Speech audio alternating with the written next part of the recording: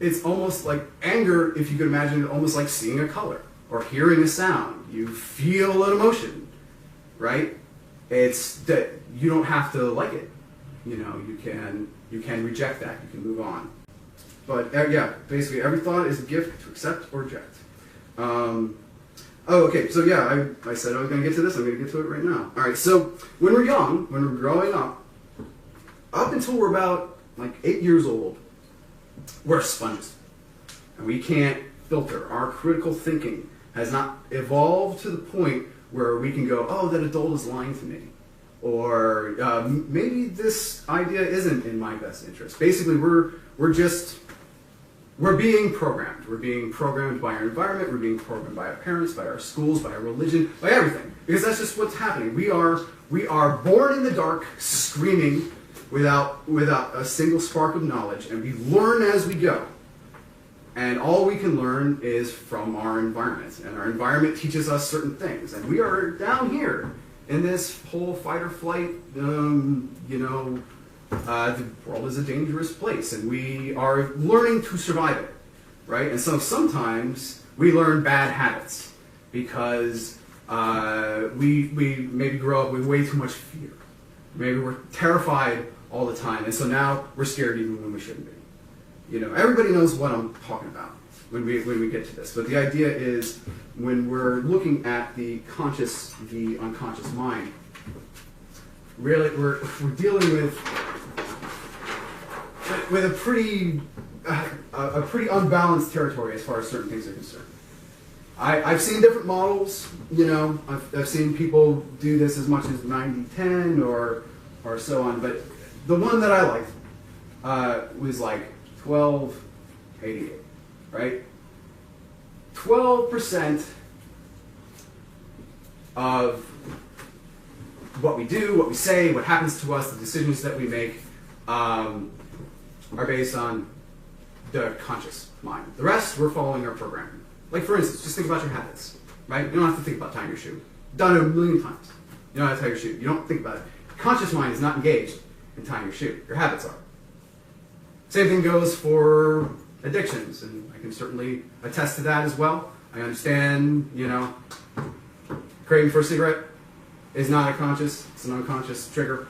There's other things like that too, but this ends up being sort of the dynamic or the secret to understanding some of these dynamics, right? The idea is the more you take ownership, the more you can start reprogramming this. And that is actually one of the goals of MAGICK, that we attempt to reprogram things that no longer serve us through what essentially you could, you know, at one point of view, you could consider it hypnotic suggestion. Because it is. It is absolutely a hypnotic suggestion. Because it's all communicating with the unconscious. The unconscious is the voice and the impetus for what we would consider magic manifestation in the first place. So what does this mean, and what does this start doing for us? This is where we get to the idea, or the concept, right, of the ego. Everyone's heard of this, the ego. What is the ego? The idea of the ego is it is the self that you have adopted to participate in society, but it is not necessarily you, or the true you, or the full you, right?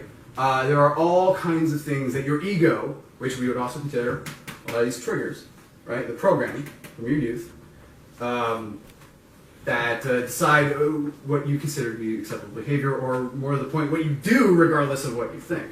And you know, we can use like a good old-fashioned sort of Venn diagram for, like, let's say that's society, right? And over here, that's you. Now there's a nice big chunk of you. It blends right nicely with society, right? You fit right in. But then there's all these other parts of you. Maybe you're, I don't know, have certain proclivities that are frowned upon by your social group, or maybe you have a taste in music that all of your friends would think is horrible, or maybe it's something terrible. Like, there's all kinds of stuff. But that's what when we talk about the shadow self, that's what we're talking about. We're talking about the part of you that doesn't fit, but still you. This is what we're looking to do. We're looking to not care about that. We're looking to unite the different parts of ourselves into one true will. Right? Okay. Speaking of which, that's true will, right? So to find and to do your true will, which, as I kind of said before, you can consider it sort of the unity of all desire. Now, obviously, what happens when you have conflicting desires, right? Now, we'll get into some of the conflicts as we go on, but the idea is that if you can resolve the stuff that doesn't work for you anymore, then what's left should be in collusion with itself, right? In cahoots with yourself, right? You're no longer working against yourself, and I think everybody knows that feeling, right? To be your own worst enemy. Okay. So, the final thing we'll talk about when we're talking about mentalism is the idea as we go on, because the thing that this is to help you relax about some of this a little bit, because when we start talking about things like gods and angels and demons and spirits and elementals and all that kind of stuff, which is all in here in one way or another, lots of people get really, really wigged out, really, really scared, especially when you start talking about, working with darker forces or whatever, which I'm not advocating and we're not really getting into today, but, do what thou wilt. The idea, though, is regardless of the configuration or whatever spirits you might be working with, invoking, evoking, regardless, the magician is always at the top of the pyramid. Everything begins in the mind, remember? So everything is filtered through you. The idea, all right, so what's a great way to say this? You guys familiar with Alejandro Jodorowsky? One of my heroes. He sort of started the art house movement in the 70s with El Topo and Holy Mountain. I actually learned through his stuff from comics because I love his Meta Baron's work and all this kind of other stuff. But he's also, I'm not sure 100%, but I suspect he's a practicing magician. And regardless, he works a lot of magical stuff into his work. So I read a lot of what he has to say. And one of my favorite quotes that I think he's re-quoting, to tell you the truth, he probably learned it from someone else. The idea is like, okay, if you are meditating and the devil appears, make the devil meditate. That makes sense? Right? Top of the pyramid. Shut up. I'm doing the work. Right? Or whatever. Okay, cool. Make sense? Okay, cool. So we've moved past mentalism. Now we're getting to the second Hermetic principle. And this one you will struggle over for the rest of your days, but it's one of my favorites. Number 2 is polarity.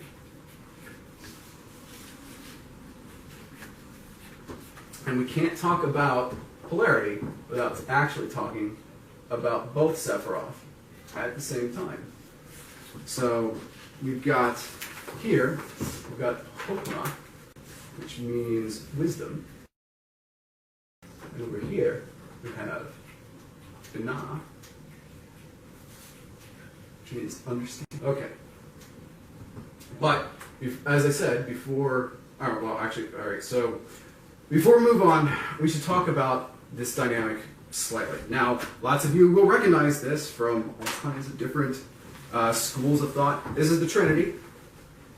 Father, Son, and Spirit, Mother, Maiden, Crone, any of your sort of triform, deity configurations can refer to this triangle, as well as, on the back of the dollar bill, the, pyramid. That's this too, and that's why that capstone is separated. It's because of the abyss. We'll get there in a second.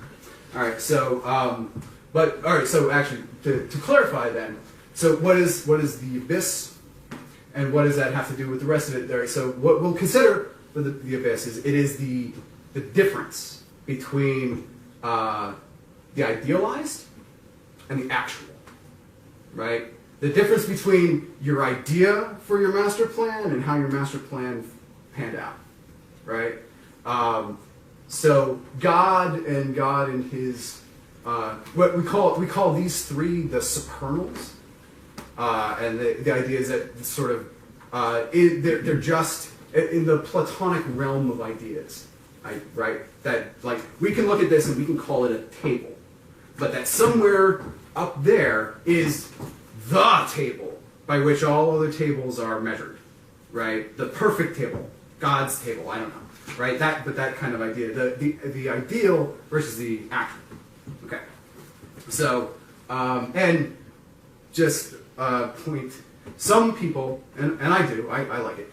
Some people put another Sephiroth here, an 11th one, which is called Da'af, which means gnosis, or sort of a divine knowledge.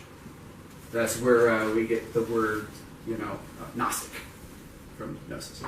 Okay, but getting back to this, within this dynamic also, you can see, like for instance, the creation story in Genesis. God created the heavens and the earth was form and void, or without form and void, and darkness was on the face of the deep. And God said, "Let there be light!" And there was light. And God divided the light from the darkness. And the light called day, dark called night. And the light was good. Right? That's this story. It's also the Eden, sort of the idealized versus the actual, the Garden of Eden, that kind of idea. But the idea of really what we want to focus on, as far as our concepts are concerned, are the pillars, right? So we've got this pillar, the black pillar, the left pillar, the pillar of severity. And we have the right pillar, the white pillar, the pillar of mercy. Okay.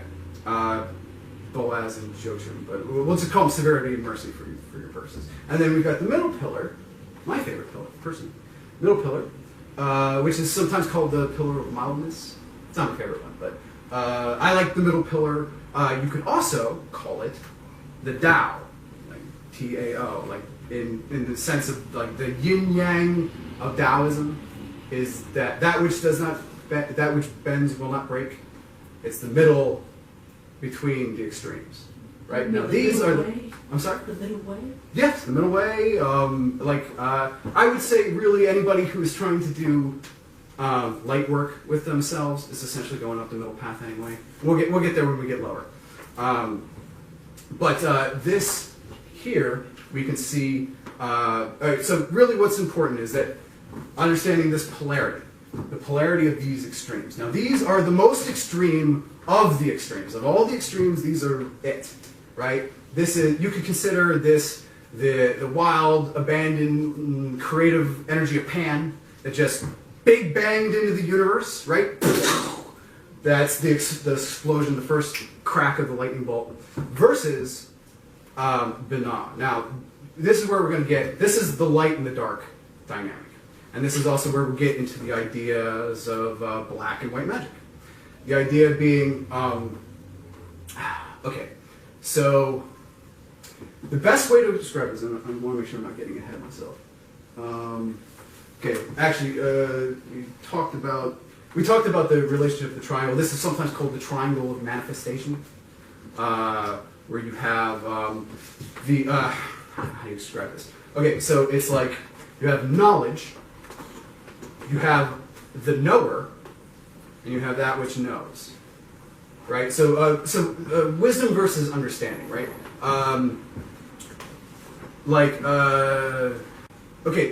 Wisdom might say, I should or shouldn't commit a crime. Understanding understands why you did. Does that make sense? Right, she is, all right, so what we'll do, and while I don't quite want to get ahead of myself, because, as I said, everything is sort of an aggregate of what came before it, it is important that we talk about Saturn, who is the planet that rules this Sephiroth. Now, I want to just make sure that I'm not getting ahead of myself before I get into this next part. Okay, so, yeah, the knowledge.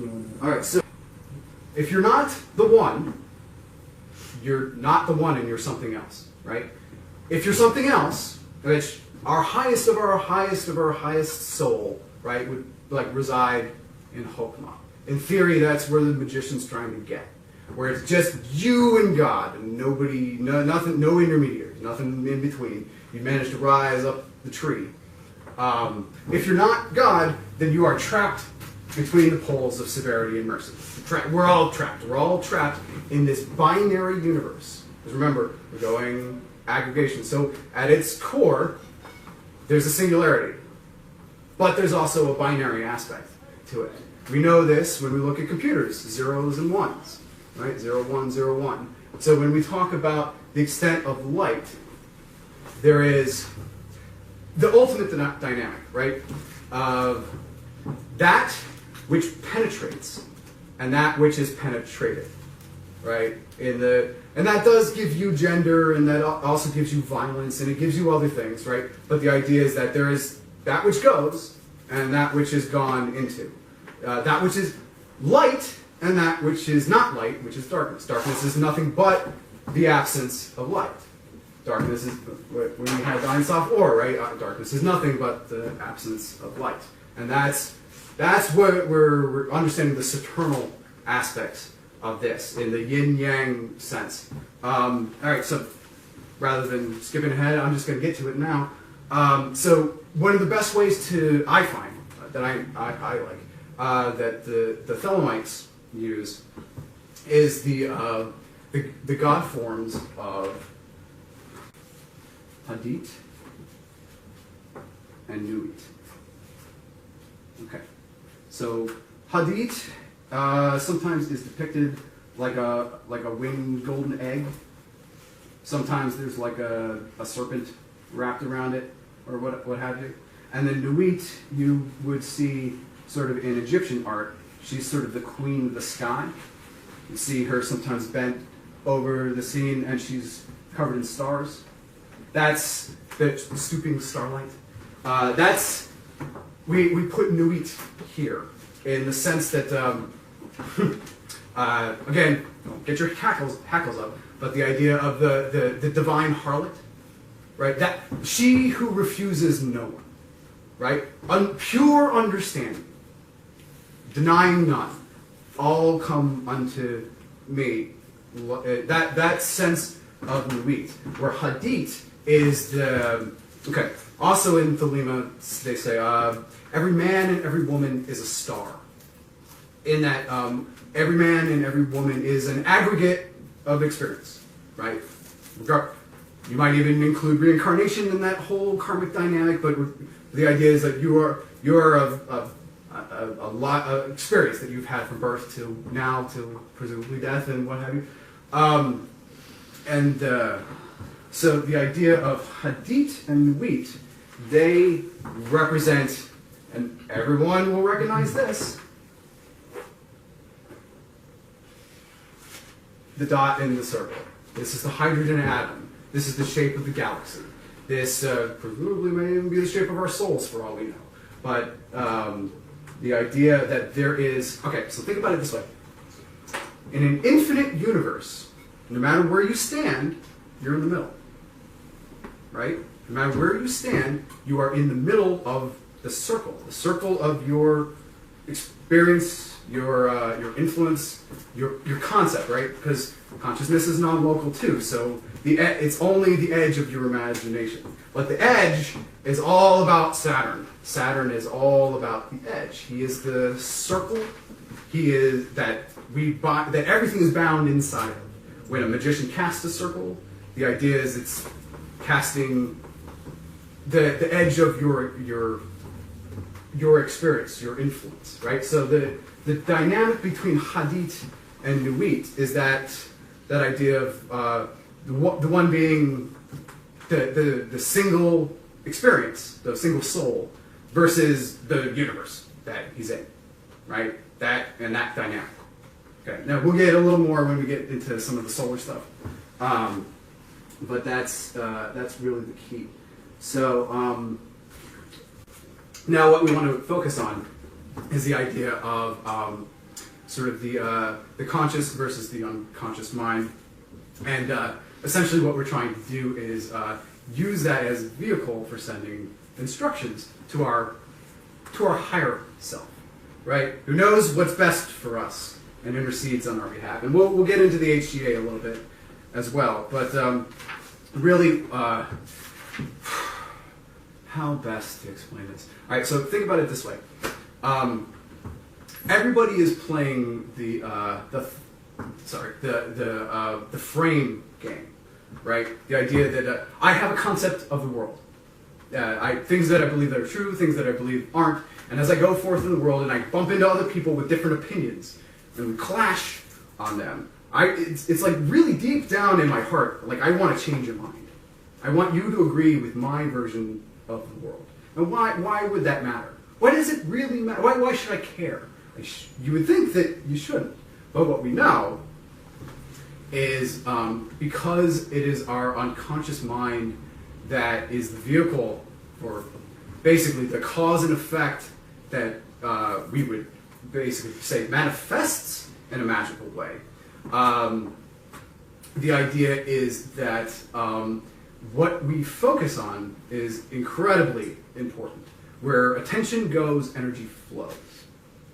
So the more food, energy you give a thought form, the more power it has.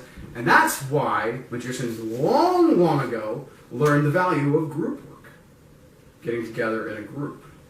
Because every time, like, some guy, what was it, Donald Michael Craig had a chart that was in his Modern Magic book, where he's like, one magician can produce like 1 E of energy, 2 magicians can produce 2 E's of energy, 3 can do 4, 4 can do 8, 8 can do 16, and so on and so on. So when we get a group of like 12 people together, we can do some pretty incredible stuff if we're all of like mind with the same intention. Because that's the thing.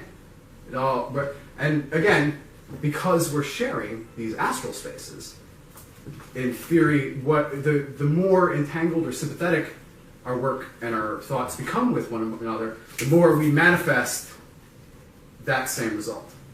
We're sharing this reality. And we'll get into a little bit more about multiple worlds and that kind of stuff as we go on. But getting back to that whole that which penetrates versus that which is penetrated, it's sort of the essence of the difference between black and white magic, right? So in the most general way, you would say white magic is all about doing work on yourself, your energetic body, getting your ego out of your own way, overcoming your failings, and so on and so on. Black magic is something that you would do on somebody else. That's not you. Anything that you do on somebody else that's not you. So, like, for instance, if we get together and we pray for somebody's healing, technically we're doing black magic. Because we're not healing me, we're healing someone else. Which is why now we call that gray magic, right? Some people get in there and they're like, no, that's gray magic, right? Because we're doing it for somebody else, but we're doing it with, with positive intention. And that's probably what, if you were going to call me something, you might call me that. Because I do stuff for other people, and I try not to get a little too hung up on, because we're all caught between the poles, right? So I try not to get too hung up because I know, that's right. That's what I wanted to say before. The resolution of those poles. Okay, so everybody knows, what is God, right? God is love, right? That's generally universally compared when we think about God. God is love. And love is the power that resolves paradox, right? Love is the thing that unites opposites and makes them something new, right? So the way that things rise up the tree of life is through love. And they continue to basically resolve their perceived paradox between the poles. Am I losing you guys? You with me on that? Okay. So, yeah. So love being, and then that's why, for instance, when we were talking about Thelema and Will, That's why the Thelemites will say 93 to one another. That's a long thing. But basically the idea is that the Greek word thelema, which means will, and the Greek word agape, or agape, which means universal love, have the same numerical value. The idea being that God's will is love and love is will, and you doing your true will is doing God's will and being an expression of that love. Does that all make sense? Okay, cool. So that's the idea why, why those things get smashed together, because things eventually resolve themselves, right? As they start to come back together, as we are in the process of separating. Mm-hmm. Yep. All right. Basically, love is the reconciling force. That is right. Love is the universal force. Love came down. Love goes up. Comes back up. It's all one big circuit, right? Everything has an input and an output, and everything eventually returns to source. And that's the wheel of karma, right? That's the wheel of karma. You get what you put out, or you get back what you put out there, right? So we were kind of covering some of Saturn, right? This is important because as we continue to go now, we'll be going below the abyss. Saturn is always the edge, right? The edge of the circle, the edge of the universe, the edge. Anything that binds, anything that controls, anything that's a law or a rule that you can't break. The judge kind of explains why judges wear black. Black is Saturn's color. Ultimately, not to sound like an apologist or what have you, but I think that Saturn gets a really bad rap. I think he is cast far too often as because he is the adversary. That's his job, right? But he gets cast way too much in in my opinion, ridiculous, satanic, because that's right. That's where we get that word. Saturn, Satan, right? That's where it comes from, right? Now, rather than us getting all wigged out about Satan, why don't we think about him like the number 3, right? You gotta have the number 3. You want to keep going, right? He's the Bible. So, I think about it this way, right? Without obstacles, there would be nothing to succeed against, right? There would be nothing to do here because everything would be effortless. And that's for up here. We're not effortless down here. It's a struggle. It's a struggle, right? So, regardless, all right. All right, so if the pool represents number 1, we're halfway to number 2. Oh, okay. So sorry. Those numbers, his numbers, relate to the the 22 cards of the higher arcana. So don't worry about that. If we were going to put that 0 anywhere, we would either put it here in Da'ath, or we would make Da'ath 11, and we would put that 0 up there, right? Okay.